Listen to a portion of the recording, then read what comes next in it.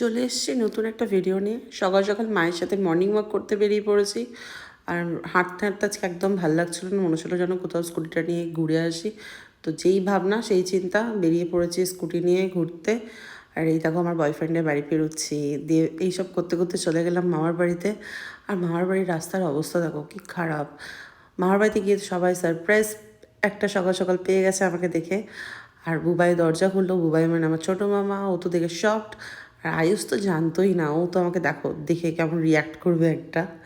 আর এইদিকে দাদান আমাকে বলছিল যখন ওপর দিয়ে উঠলাম কি যে, কিরে গুড মর্নিং, সকাল সকাল চলে এসছিস ভিডিও করার চক্করে।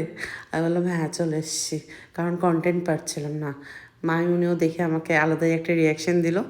বাট আমি আমার মামার বাড়ির সব থেকে ফেভারিট মানুষটা কি খুঁজে পাচ্ছি না, সেটা কে বলো তো? আমার দিদুন। মামার বাড়িতে সব থেকে ফেভারিট মানুষ হচ্ছে আমার দিদুন। মানে সব থেকে আমাকে ভালোবাসে, তারপর আমার মাইমুনি আমাকে বেশি ভালোবাসে। তো তাই আমি দিদুনকে খুঁজে বেড়াচ্ছিলাম। দিদুন দেখলাম ঢ্যাঁড়স তুলতে গেছিলো। আর এই দেখো আইলু আমাদের খুব একটা পাত্তা ফাত্তা দেয় না, ও রুমে ঢুকে গেল। ঠিক আছে। আর এই যে আমরা বদমাইশি করছিলাম একটু, আমি আর আয়ুষ। তা করতে করতে মাইমুনি চা দিয়ে দিল। মাইমুনি বললো কী খাবি? আমি বললাম লুচি বা ডাল পুরি এইসব খাবো। তো আমি বললাম ডাল পুরি করতে হয় না, তার থেকে ছাতুর পুর দিয়ে লুচি করো। তো ফার্স্ট টাইম করলাম এটা আমরা দুজনে মিলে। আর আমি হচ্ছে মাইমুনির হেল্পার সবসময়। তো এই যে একটু চা খেলাম এইসব গল্প করতে করতে। আইলুও চা খাচ্ছিলো টিভি দেখতে দেখতে। আজকে সবাই চা খেয়েছে আজকে। আর দেন আমি একটু ভাবলাম চলো ছাদ দিয়ে ঘুরে আসি, মাইমুনি ততক্ষণ ময়দাটা মাখুক। ছাদে উঠে দেখছি এত এদের ভেন্ডি হয়েছে, বাবারে কি বলবো, আর কি হাওয়া দিচ্ছিলো ছাদে। তো এই দেখো এখন ছোটো ছোটো ভেন্ডিগুলো আছে, কারণ বড়োগুলো তো আজকে দিদুন তুলে নিয়ে চলে গেছিলো। আমি কিন্তু বাড়ি আসার সময় কিছু ভেন্ডি নিয়েও এসেছিলাম।